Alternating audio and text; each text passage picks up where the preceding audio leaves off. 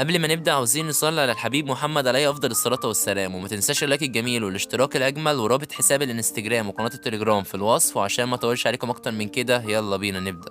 بتبدأ قصتنا وبنشوف عيل بيتمسح بكرامته الأرض من الحاكم اللي بيقوله إن النهارده يوم تنصيب أرضنا تاي شوان المقدسة، وهو اتجرأ على إنه يعمل كده وواضح إنه عامل بلوة منيلة يعني. والواد بيقوله أنت بتهرج يا اسطى ولا إيه؟ بقى هي دي أصول شعب وأراضي تاي شوان المقدسة؟ هو بيقولوا إنهم حتى مش عاوزين يسمعوا رأي القديسة وعاوزين يخطبوها لشخص في حياتها ما قابلته قبل كده. وبنشوف القديسة واللي بتكون عود فاخر من الآخر، وبيقولوا إنه لازم يطبق العدل وإلا هو مش هيتشرف بكونه من أراضي تاي شوان بعد كده. وبيكون اسم الولد دوت هو ييتشن، والناس اللي في المكان بيقولوا إنها لسعت منه على الآخر وشكله كده اتهبل عشان يقول الكلام دوت في القاعة الرئيسية. وبيقولوا ان رغم ان ييتشن موهوب ولكن لو عصب المختار فحظ اوفر بالنسبة ليه، والمختار دوت بيكون شخص جه ليهم من السماوات العليا. وبنشوف الحاكم اللي بيقرر يحط حد ليه وبيقول له ييتشن ها انا اللي متذكره انك بعد الحرب اللي حصلت من فترة قدرت انك تدخل لارض تاي شوان المقدسة، وده بالرغم من كونه جاي من مقاطعة تيان تشونج الصغيرة. وانه دلوقتي بيقول انه مش عاوز يكون متدرب في اراضي تاي شوان المقدسة. يا جدع انت قول كلام غير دوت. والحاكم بقى بيطلع هالة كده بتهز المكان كله وبيقول له اللي يروح يجي غيره ياض. ومعلومه صغيره كده، بطل قصتنا لسه ما ظهرش لحد دلوقتي. المهم ييتشن بيقول له ما اقصدش والله يا باشا، بس يعني مش قادر اشوف القديسه المزه فحته وهي بتترمي كده العيل ملوش لازمه. فمساعد العيل اللي ملوش لازمه بيقول له انت ازاي بتقول كده على سيدي ايها الابله؟ والمزه الجامده فحت بتقول السيد الشاب جو. وبيظهر اخيرا المختار، وايوه هو ده بطل قصتنا الجامد تنين واللي عمال يتهان بقاله ساعه ونص. وبيقول بطلنا ان هو تم اعاده احيائه في الجسم دوت، واول ما صحى لقى نفسه في الموقف الزفت دوت. وبيقول انه واضح ان دوره في العالم دوت هو الشرير ولكنه عنده نظام تشغيل عشان يساعده. وبيشوف معلوماته في العالم دوت وبيلاقي انه عيل مختم الدنيا حرفيا وعنده قدرات 100 وبنيه جسديه ممتازه وانه عنده قلب شيطان كمان، يعني عيل مقطع السمكه وديلها. وبيكون قيمه القدر بتاعه 50 والحظ عنده بيكون 30. وبيقول ان الحظ بيبقى مقسوم لكذا نوع وهي من الاقل للاعلى كده، من الاحمر للبرتقاني للاصفر واخضر وازرق سماوي وازرق بس، وبنوصل لاخر لون هو البنفسجي. وبيقول ان الشخص العادي لون الحظ بتاعه احمر. وبيقول ان الولد اللي اسمه ييتشن لون حظه اخضر وواضح كده انه مختار من الحظ. وبيقول انما حظ انا منيل بنيل على دماغي. وبيقول ان الاشرار مش بيعيشوا الوقت طويل وان حظه الاسود دليل على كده. وييتشن بيزهق من الوضع وبيقول لي اصلا انت مش هتفضل قاعد ساكت كده، انت قول حاجه لو عندك الجرأه يا جبان. ومساعد الجبان اللي هو جو يعني بيتدخل تاني وبيقول له انت ازاي تكلم سيدي بطريقه مباشره بقى؟ ده اللي فرق معاك يعني؟ ما هو قاعد بيتهان من الصبح اهو. وكائن كبير بقى بيقول له ييتشن ايها الورع انت اهنت الطائفه كلها باللي انت بتعمله دوت. وطبعا لانه راجل عجوز وكباره وكده الكل بيقلب على ييتشن، والواد حرفيا بيبقى واقف مصدوم وبيقول واحده واحده يا رجاله من امتى وانت بتحبوا جو دوت كده؟ وبيقول في نفسه ده انا افشخ واحد في الطائفه كلها اصلا، ازاي قلبوا عليا بالشكل دوت؟ وبيقول ان حتى المزه جامده فحت اللي انا بدافع عنها مش بتدافع عني. وبطلنا الخنزير جو بيقول ان هو مش عاوز يقول كده، بس حوار انه يشوف مختار الحظ في موقف زي ده الموضوع مسلي جدا. وييتشن بيقول له يا اسطى انت هتفضل ساكت كده؟ ما بلاش الكون دوت، انت هتفضل تستغل التانيين كده لحد امتى؟ والحاكم بيقول ان واضح ان ييتشن مش عارف عواقب اللي بيعمله. مساعد جو بيقول له لقد اكتفيت منك ايها الورع، وبيقول انه هيهزمه يخليه يركع لسيده جو وبينطلق عليه بسرعه جباره. وييتشن بيفعل قوته وبيقول له تعالى لي بقى، وبينطلق عليه هو كمان وبيتصادموا مع بعض بقوه جباره حرفيا. والموجودين بيقولوا ان ييتشن جريء جدا عشان يتحدى امير مملكه تاي شوان المقدسه. وبيقولوا ان صقل الامير شو في العالم غير المحدود، انما صقل ييتشن فهو عالم قصر الارواح بس. وبيقول العجوز دوت ان القتال منتهي بالفعل. وبيقول بطلنا جو ان العالم دوت مستويات الصقل فيه ضعيفه جدا بالنسبه للعالم بتاعه. وبيقول ان انواع الصقل في العالم دوت هم الجسد الخالد والبحر الروحي وقصر الروح والغير محدود والقاهر والورد المقدس والامبراطور المقدس كمان. وفي الاخر بيجي سيد مقدس والاخيره وهو عالم شبه الاله. وبيقول ان ييتشن لو فاز في قتال غير عادل زي دوت فهو هيبقى محظوظ فعلا. وزي ما جو توقع بيقدر ييتشن انه يتصدى لضربه الامير شو. وبيقول له ييتشن انه مستواه كويس جدا، والحاكم بيتصدم انه يقدر يصد ضربه الامير المقدس شو. والموزز اللي في المكان بيقولوا ان ييتشن جامد فحت لانه صد ضربه الامير شو، ولكن الولد دوت بيقول لهم يخرسوا ولا ما ادلكش الحق في كده، الموزز دولت تبع عياض. وجو بيقول زي ما توقعت بطل العالم دوت عنده قدره في اهانه الاشرار بسهوله. وبيقول ان كل اللي بيعمله ييتشن عشان يمنع زواجه من بنت الحاكم لاراضي تاي شوان المقدسه. وبيقول ان سو تشينج بنت الحاكم حظها اصفر وان هي بطله العالم ده، لا من ناحيه انها بطله فهي بطله فعلا. وبيقول انه دخل في عداوه مع بطل العالم دوت فعلا. وجو بيقول لها من امتى وانت عندك كل الثقه ديت في ييتشن؟ فالموزه بتتوتر كده وبيقول لها انها بتتصرف بشكل مختلف وبتحاول انها ما تبينش حاجه. وبيقول لها انها يمكن خايفه من رده فعل على تصرفات ييتشن. وبيقول لها انها ذكيه فعلا. وبيحط كوبايه الشاي يا معلم بعد ما بيكون خلصها، فبتيجي تملاها ليه تاني فبيمسك ايديها وبيقول لها ان الشاي سخن جدا. جدا وانه مش عاوز يضايق الجميله تتاذى. لا جامد ياض، عاش عليك والله. فالموزه بتتكسف كده وبيلاقي جو اشعار من النظام وبيقول له ان قلب سو تشينج حصل فيه تغيير، وبيقول ان حظ البطل ناقص 10. فجو بتجيله صدمه كده وبيقول احيه، هو انا اقدر انقص حظه بالطريقه ديت؟ وبنشوف يتشن واللي بيتجنن حرفيا وبيقول له انت ازاي ياض تلمس الموزه بتاعتي؟ ده انت ليلتك سودا. وجو بيضحك وبيقول ان كده المواضيع بدات تحلو قوي. ويي بيفجر كل قوته وبيقول لجو انه يبعد ايده عنها والا مش هيحصل كويس. ولكن الامير شو بيقول له انا خصمك ياض انت. ولكن يي بيقول له وانت مفكر ان هخاف ان انا اقتلك لانك الامير ولا ايه؟ ده انت لو وقفت في طريقي مش هسمع عليك اصلا. وبطلنا جو بيكون قاعد ولا شاغل باله باي حاجه وبيقول ان حسب سير الاحداث وحظ الواد يي دوت ممكن انه يكسر كل الحدود ويغلب الامير شو. من بعدها ممكن يتجنن في دماغه بقى ويتحداني ما يزاطت بقى ويسيب الباقي على حظه. بيقول انه ساعتها هيعرفوا مقامه طبعا. ولكن وبما انه البطل بتاع العالم دوت اكيد هيرجع من تاني عشان ينتقم مني اكيد. ولكن بيضحك وبيقول ان من سوء حظه اني معاد احيائي واني فاهم اللي هيحصل، فاكيد مش هخليه ينجح بالسهوله ديت. وبيقول جو انه بيرفض سير الاحداث الغبي ده. وبعدها بطلنا جو بيقوم لاول مره وبيقول ان الوضع بقى ممل جدا، وطبعا الكل بيبقى مرعوبين من ان بطلنا جو اتحرك وبيبقوا عاوزين يشوفوه هيعمل ايه. وبيقول جو للامير شو ان الموضوع دوت يخصه فمفيش داعي ان حد غيره يتدخل فيه وانه هيخلص الموضوع دوت بنفسه. ويي بيقول له اخيرا استرجلت وقمت من مكانك ياض. وبيقول له مفكرني اخاف منك ولا ايه؟ ده انا هنفخك حرفيا. ولكن جو بيقول له ان سبب عدم خوفك مني هو جهلك، وبيظهر الهاله بتاعته اللي بتكون مهوله حرفيا وبتمتد لكل مكان. ولكن يي بيقول انها خدعه تافهه. فبيضحك جو بيزيد من قوه الهاله بتاعته. بنلاقي ان يي وقع على ركبته. جو بيقول له وانت كنت مفكرني اسكت على اهانتك ليا ولا ايه؟ انت عبيط يا ابني. ويي حرفيا بيبقى متجمد من الرعب والكل بيترعب من جو من قوه الهاله بتاعته. وبيقولوا ان ضغط الهاله بتاعته مرعب فعلا. وبيقولوا ان يي ما كانش عارف العواقب فعلا. والموزه الفرسه الجامده الجحده بتبقى خايفه من اللي هي شافته طبعا. والحاكم بيقول ان قوه جو مرعبه جدا وده لانه يافع لسه وانهم ما يقدرش يتحملوا عقوبه الاساءه ليه. وبيكون يي مش قادر يتحرك من ضغط الهاله اللي شافه من جو. وبيلاقي جو اشعار من النظام وبيقول له انت حققت العار والاهانه اللي يتشن قدام كل الحضور. فحظ يي ناقص 10 نقاط ومصيرك زاد 50 نقطه. وبيقول له هوبا، يعني انا اقدر ازيد مصيري بالطريقه ديت كمان؟ ده الدنيا حلوت قوي كده. وبيقول بما ان نقاط المصير بترفع من مستوايا مستوى تدريبي فلازم ازود منها قدر الامكان. فبيكلم النظام وبيساله هو لو قتلت الولد الغبي اللي اسمه يي دوت هزيد قد ايه من نقاط المصير؟ فالنظام بيقول له ان للاسف اللي اختاروا من الحظ بيحميهم. وبيقول له ان لو قتل حد من المختارين من الحظ بتاعك هيبقى في خطر وممكن تخسره. فجو بيقول له يعني لو قتلت حد من المختارين من الحظ هيبقى سيء اكتر ما هو سيء اصلا؟ لا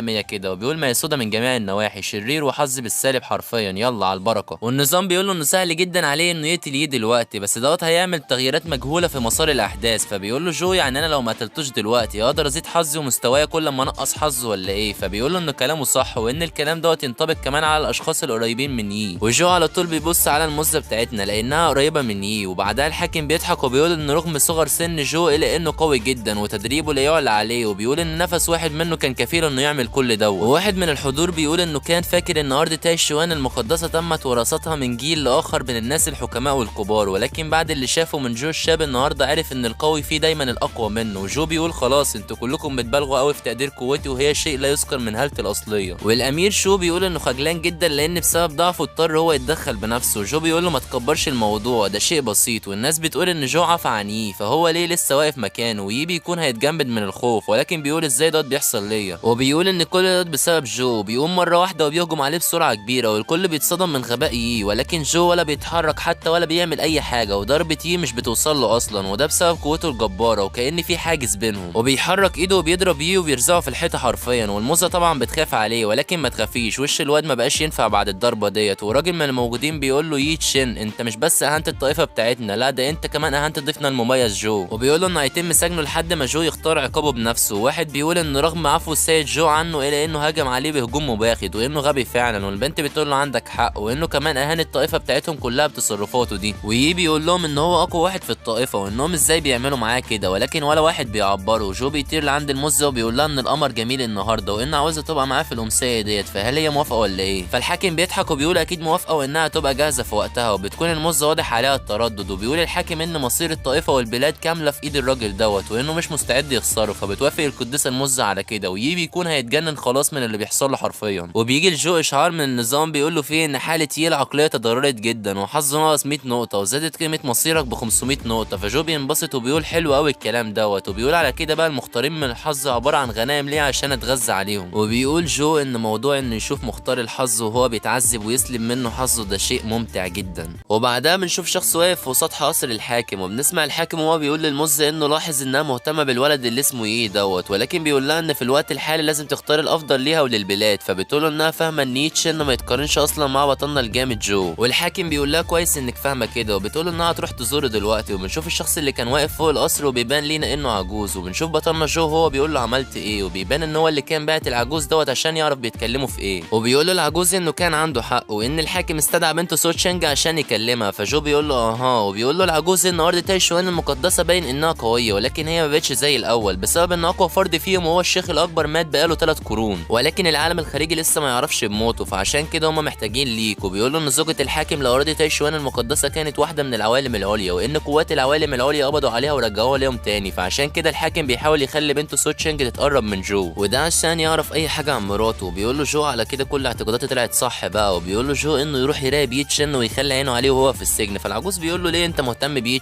قوي كده؟ فبيقول له ان يي محظوظ جدا وممكن يستفاد منه بحاجات كتير. فبيقول له خلصانه يا اسطى، وبيروح يراقبه. وجو بيقول انه بقى معاه 2 دلوقتي عندهم حظ قوي جدا ولكنه مش عارف يستفاد منهم بحاجه. وبيشوف جو النظام وبيلاقي ان قيمه القدر عنده بقت 550 والحظ بقى 40، وبيلاقي ان متجر النظام هيتفتح تلقائي اول ما القدر بتاعه يوصل ل 1000 نقطه. وبيلاقي جو اشعار من النظام بيقول له فيها انه اجتاز المهمه الاولى واللي بتكون اهانه البطل، وانه حصل على مكافاه. وجو بيقول حزمه مبتدئين، انتوا جايبيننا هنا تهزقونا ولا ايه؟ وبيفتح الهديه وبيلاقي فيها 3 حاجات، الاولى بتكون جزء من بذره العالم المكسور، والثانيه بتكون رداء، والثالثه بتكون تعويذه تدمير. فجو بيقول يعني ايه هي بذره العالم المكسور دي؟ ودي بتتاكل ولا بتتزرع ولا ايه نظامها بقى؟ فالنظام بيقول انه لما يجمع بذره العالم كامله هيقدر يبني عالم كامل جوه جسمه، وانه ساعتها هيكون عنده حظ لا نهائي. وجو بيقول هوبا، ابني عالم جوه جسمي، حلو قوي الحوار دوت. وبيقول على كده محدش هيقدر يكلمني في العالم دوت. وبيقول للنظام انه يستخدم كل النقاط اللي معاه ويعلي من قدراته، وبنشوفه وهو بيكتسب مهارات جديده. وبيبدا جو يجمع المانا بتاعته، وبعدها بيطلق المانا مره واحده فبيحصل انفجار في المكان بسببه، وكسر ما هو مال سايب اصله. وكل اللي حوالين القصر بيشوفوا الهاله بتاعته بيكونوا مصدومين من قوتها. والحاكم بيقول حي مش دي كود جو ولا ايه؟ والمزه بتشوف الهاله بتاعته في طريقها، وما كانش ناقص غير ان اشوفها انا كمان من البيت. والمزه بتكون مذهوله، ولكن مره واحده بنلاقي حد بيتكلم، وبنلاقي انها روح شبه المزه بالظبط. وبتقول لها بص يا بنت الواد جو جامد ازاي، وانه مش عنده قوه جباره بس، لا ده هادي وعاقل كمان، وانه احسن من الواد الاهبل اللي اسمه ايه دوت. وبتقول انهم روحين في جسم واحد، ولسه هتكمل كلامها ولكن المزه بتقول لها انها تخرس. وبنشوف جو هو قاعد ولا كانه دمر نص القصر من شويه، وبيقول انه كسب قوه الامبراطور المقدس وانه مهاراته كلها اتحسنت. وبيجي له اشعار من النظام وبيلاقي ان نقاط القدر بتاعته بقت 0، وبيقول ان التطور دوت اخد منه كل نقاط القدر اللي كانت معاه، وبيقول ان دوت مش مهم حاليا وانه هيبقى يجمع نقاط تاني بعدين. وبيقول انه بقى بيتسلى قوي بانه يسلب حظ ايه دوت منه، وبيقول يا ريت يكون زاد حظه عشان يستمر في سلبه منه، وان اول ما ياخد حظه كله منه هيبقى يدعي له بالرحمه. وبنشوف السجن اللي فيه تشين، وبيكون قاعد وهيتجنن من اللي حصل له. وبيقول ان خلال ال3 سنين اللي فاتوا كان قادر انه يفلت من اسوأ المواقف وما يتأذاش منها خالص. وبيقول ان اول مره يتهان بالطريقه ديت، معلش يا ابني هتتعود، ده جو مستحلف لك. وبيضرب الحيطه وبيقول ان كله بسبب جو. مره واحده الخاتم بتاعه بيلمع وبيبص وبنلاقي مزه كمان طلعت من الخاتم، بيقول لها سيدتي. وبيكون مستغرب من زورا دلوقتي، وبيقول لها ليه ما ظهرتيش وساعدتني وقت ما كنت بتهان من اللي اسمه جو دوت. فبتقول انها وقتها حست بوجود روح قويه جدا في المكان، وبتقول انها حست ان الروح ديت ليها علاقه بالعدو اللي هزمها، فما قدرتش انها تظهر نفسها عشان تساعده وفضلت متخبيه. وبتقول له انه ما كانش ينفع يتصرف بالطريقه المتهوره ديت. بيقول لها متهوره ايه انت كمان؟ انت هتجننيني ولا ايه؟ انت عاوزاني اشوف المزه بتروح مني وافضل ساكت ولا ايه؟ وبيقول لها ان سو تشينج عندها بنيه جسديه نادره فالروح بتوقفه. وبتقول له ان الموضوع دوت لازم يفضل سر وانه ما ينفعش يتكلم عنه في اي مكان كده. وبتقول له ان جو مش عنده قوه مرعبه بس، لا ده عنده ناس اقوياء بيدعموه وبيشتغلوا لصالحه فمش هيقدروا عليه بطريقه مباشره. وبيقول لها ايه انت بتبالغي قوي في تقدير جو ده، وانه بس كان حظه وحش. لا فعلا حظه وحش، ده الواد شلفط وشك يا معلم. والروح بتقول له انه عمال يكابر ومش بيعترف بغلطه، وبتقول له قدامك كتير لسه عشان تعقل كده. وبتقول ان اهم حاجه دلوقتي انهم يخرجوه من المكان دوت، وان اكيد في ناس اقوياء في السجن ده، ولكن بيقول انه لا الحل. فبتقول له ايه هو؟ فبيقول لها ان ارض تايشوان المقدسه معاهم عروق التنين من مئات السنين، وان كل الطوائف التانيين خايفين من قوه الشيخ الاكبر، ولكن اللي ما يعرفوش انه مات من 3 قرون. فبتقول له وبعدين؟ فبيقول لها انها لو نشرت خبر موت الشيخ الاكبر كل الطوائف اللي عاوزين عروق التنين لنفسهم هيحاولوا يغزوا المكان دوت، وانه ساعتها يقدر يهرب من السجن دوت. وبتقول له بس لو حصل كده ممكن اراضي تايشوان المقدسه تتدمر. وبتقول له انهم اعتنوا بيه لسنين طويله، ولكن الندل قصدي بيقول انه مش مهتم، وبيقول انهم عملوا معامله مش كويسه وانه عاوزهم يدفعوا الثمن غالي. ندل يعني. وبيكونوا بيتكلموا والعجوز بيكون بيسمع كلامهم، وبيقول معقول السيد جو كان عارف بوجود بقايا الروح ديت. وبنشوف الخدم وهم بيصلحوا الاجزاء اللي اتكسرت من القصر اللي المعلم جو كسرها يعني. وبنشوف جو بقى وبنلاقي ان القديسه المزه وصلت له، وبتقول له هو العالم العلوي كبير جدا كده. وبنشوف الروح وبتكون عماله تلعب في دماغها، وبتقول لها يا بت انا عارفه الصح ليكي. وبتقول لها ان جو احسن من بكتير. وجو بيقول لها انها مش لازم تساله اذا كان العالم العلوي واسع ولا لا، لانها تقدر تشوفه بنفسها، ولكنها بتقول له بتهزر اكيد، لان مستحيل تعدي من الحاجز غير لو عندك قوه مهوله جدا، وبتقول له ان مفيش طريقه للوصول للعوالم العليا، وان اقوى المقاتلين في جميع الاراضي المقدسه مش قادرين يعدوا من الحاجز حتى، وان قوتهم اضعف من الامبراطور المقدس. وبيقول لها واو، امبراطور مقدس مره واحده، وبيقول لها انها لما توصل للعوالم العليا هتعرف ان اللي هي بتقوله ده شيء تافه جدا، وان الموضوع سهل. فالمزه بتسكت كده، وبعدها بتقول له واحنا لو بقينا في العوالم العليا هتقدر تحميني ولا وسط اعراض هال على الفاضي؟ فبيقول لها قصدك ايه يعني؟ فبتقول له انها مش قصدها حاجه، وانها عارفه ان صعب عليها انها ترضيه دلوقتي، ولكن هي جاهزه تخدمه لبقيه حياتها. فبيجي لجو شعار من النظام وبيقول ان شعور سو تشينج اتغير تجاهه، وان حظه ناقص 40 نقطه وقدره زاد 200 نقطه. وجو بيقول يعني تغيير شخصيه سو تشينج اللي هي المزه يعني طلع بيأثر على حظ يي تشينج كمان. وجو بيضحك وبيقول ان الحوار طلع سهل قوي. وجو بيقول لها ارضاء ازاي يعني؟ وبيقول لها ازاي اسلوبك اتغير كده؟ وبيقول لها لا تكوني بتعملي كده عشان احرر يي تشين من سجنه. فالموزه بتتصدم وبتقول له انها لا يمكن تعمل كده، وانها بس بتحاول تبين له مدى حسن نيتها عشان ما يشيلش في قلبه من اللي حصل النهارده في القاعه الرئيسيه. فبيقول لها ان يي تشين كان جاهز انه يقطع صلته باراضي تايشوان المقدسه عشانها، وبدل ما تحسن صورته جايه تخربيها اكتر. فبتقول انها مش عارفه تصلح اخلاقه ازاي، وان مصلحه والدها وطائفتها اهم من اي حاجه. فجو بيحط الكاس كده قال يعني خاب ظنه فيها. فالمزه بتقول انها تقول له حاجه محدش يعرفها، وهي ان بنية جسدها من فئه الجمال التاسعه ين الصوفيه، وان مفيش حد يعرف السر دوت، وده عشان يصدق حسن نواياها. وبيجي لجو شعار من النظام بيقول ان مشاعر سو تشينج بدات تتغير تجاهه، ويبقى في ثقه بينهم. وبيقول ان حظي ناقص 40 نقطه وان قدره زاد 200 نقطه. وجو بيتصدم من اللي المزه قالته، لان بنية جسدها ممتازه للتدريب، وبيقول كويس ان عرفت السر دوت. وبيقول ان حظي بقى اقل من 400 نقطه. وبيقول جو ان المزه طلعت ذكيه قوي، لانها شافت حال البلاد وقررت تختار الافضل لنفسها ولبلادها كمان. وبيقول دي ايه الحلاوه ديت، انا اقدر استغل التانيين براحتي، وكمان بقى معايا بنت جميله والدنيا فل قوي. وبيقول ان كونك شرير ده مش موضوع وحش ابدا. والمزه بتقول له سيدي جو. فالواد بيفوق من خياله كده وبيقول لها ان بنية جسدها تعتبر من افضل البنيات الجسديه للتدريب، وانها قالت له الموضوع بسهوله كده. فبتقول له ان طائفتها اتبنت على ايد اسلافها من الاف السنين، وان حياتها ما تعتبرش حاجه كبيره يعني بالنسبه لطائفتها، وتحيا مصر بقى وكده. وبتقول له ان طالما هو يقدر ينقذ ارض تايشوان المقدسه من الهلاك فهي تكون تحت امره، وتحت امره دي تفهموها زي ما تفهموها بقى. فجو بيقول لها تمام، وبيكلم النظام وبيقول له هي لو اختارت تبقى معايا انا بدل يي هيحصل حاجه لحظي ولا ايه؟ فالنظام بيقول له ان بسبب حظ يي تشين وسو تشينج الحظ هيديك ضربه عنيفه حرفيا لو استمرت في كده. فجو بيقول يا دي الحظ الاسود، انا كنت عارف ان الموضوع مش هيبقى بالسهوله ديت اكيد. فبيقول لها جو يعني انت مش خايفه ان افضح سرك ده؟ فبتقول له انها بتوثق فيه وانه اكيد مش هيعمل كده. فجو بيقوم وبيقول لها انه هيعمل نفسه ما سمعش حاجه عن بنية جسدها النادره، وبيقول لها انها لو بتحاول تحرك عاطفته تجاهها بالطريقه ديت فتوفر مجهودها احسن. فالموزه بتنصدم وبتقول له انها ما كانتش تقصد كده، ولكنه بيبعدها عنه حد يرفض النعمه يا مفتري. وبيقول لها جرأيه وليه ما تحترمي نفسك شويه. والموزه حرفيا بتبقى مصدومه من اللي حصل وانه رفضها، وبيمشي جو من المكان. لا جامد ياض. والروح بتطلع لموزتنا وبتقول لها ان حتى واحده جميله زيك ما قدرتش تلفت اهتمامه، وان جو فعلا شخص غامض. وبتقول الموزه ان جو ما عملش اي حاجه غلط، ولكنها كانت فاكراه شخص سيء، وبتقول انها يمكن اتسرعت في الحكم عليه. وبيلاقي جو اشعار من النظام وبيقول ان سو تشينج غيرت نظرتها ليه، وان الحظ زاد 20 نقطه والقدر زاد 100 نقطه. وبيقول جو يعني الموزه بيحصل لها تطور في الشخصيه دلوقتي، وبيقول انه لازم يركز على يي تشين اكتر الفتره الجايه. وبنشوف جو بعدها مع العجوز اللي بيقول ان ظنه كان في محله فعلا، وان يي تشين طلع معاه روح خالده لسيد قوي سابقا. وبيروح جو لعند يي تشين اللي اول ما بيشوفه بينصدم وبيساله ايه اللي جابه هنا. فجو بيقول له جيت ازورك يا عم، احنا برضه عشرة كام ساعه، او بصراحه كده انا جيت اقدم التحيه للسيد اللي بيدعمك. فيي بيتوتر كده وبيقول له انت بتتكلم عن ايه؟ انا مش فاهم. فجو بيقول له بلاش لف ودوران بقى، وبيقول للروح انها مش هتفضل مستخبيه كده، وان ده شيء مش محترم. ففعلا بتطلع الروح من الخاتم وبتقول له انها ما كانتش عاوزه تدخل في عداوه معاه. فبيقول لها جو انها فهمته غلط خالص، وانه كان عاوز يعرف ايه الروح ديت اللي تاخد عيل زي ده وتخليه في المستوى اللي هو فيه حاليا. وبيقول انه كان فاكر الروح هتبقى عجوز او حاجه شبه كده، ولكنها طلعت شابه لسه. ويي بيقول له عيل زي مين ياض؟ وبيقول لها جو انه عارف ان الطيور الكويسه بتختار افضل الاشجار، وبيقول لها ان بقائها مع شخص زي يي دوت عباره عن اهدار لموهبتها. والروح بتقول هو بيحاول يخلينا اسيب يي ولا ايه؟ ويي بيتعصب عليه وبيقول له انت مش مكفيك انك سرقت الموزه سو تشينج مني ولا ايه؟ لا وكمان دلوقتي جاي تاخد مني سيدتي؟ فجو بيقول له سرقت مين يابا؟ هي كانت باسمك ولا ايه؟ وبيقول له انها اصلا كانت بتعمل كل ده من الاول عشان مصلحتها الخاصه. فيي بيتعصب عليه وبيقول له انه كذاب. وجو بيقول له ان هي ديت الدنيا يا صاحبي، كله عاوز مصلحته وبس. وبيفجر الزنزانه في ثواني وبيقول لي انه لو عاوز الافضل لسيدته ما يقفش في طريقه احسن له، وان بقايا الروح مش هتفضل كتير في العالم دوت. وبيقول للروح انه مش هيساعدها بس على انها تلاقي جسدها، لا ده كمان هيرجعها للقمه لما كانت في ذروه قوتها. ويي بيتعصب عليه وبيقول ان ده شيء بينه وبين سيدته، وانه يقفل بقه احسن ما يكسرهوله. وجو بيجيله اشعار من النظام بيقول ان حاله يي العقليه تضررت جامد، وان حظه ناقص 20 نقطه وقدر جو زاد 100 نقطه. وجو بيقول انه نجح فعلا وشكله كده عاوز يجن يي. وبيقول للروح انه حتى من غير ما يعرض اي حاجه هيكون احسن من يي دوت من جميع النواحي. وبيقول لها انه عارف ان يي بيغذي روحها بالطاقه، ولكنه حابس طاقتها وانه سجن حزن بالنسبه ليها، ويي بيقول لها انها ما تسمعش كلامه وانه بيخدعها اكيد، والروح بتقول ان جو اقوى من يي وكان يقدر يقتله بكل سهوله وانه مش محتاج يعمل كل دوت، وبتقول معقول عاوزنا انضم ليه وبس، وبتقول ان جو ما عملش اي حاجه غلط لحد دلوقتي، وان يي هو اللي كان بيعمل له المشاكل وبيحاول يهينه طول الوقت، وجو بيقول لها خلصت تفكير ولا ايه؟ فالروح بتقول ان يي تشين هو اللي انقذها من خطر الزوال وانها مش هتقدر تسيبه دلوقتي، فجو بيقول لها ان هيخليها تفكر في الموضوع شويه، وانها لو غيرت رايها هينسى اللي عمله يي وهيسيبه يمشي، وانه كمان يقدر يرجعه لمنصبه بكل سهوله، وانه ممكن يخلي له المزه اللي هيموت عليها كمان، فيي بيكون هيفرقع من الغضب والله صعبان عليا يا ابني. وبيقول جو للروح انها ليها معاه هديه، وبيطلع جو صندوق وبيكون يي والروح متفاجئين لان اللي بيكون جوه الصندوق هو دواء لاصلاح الروح.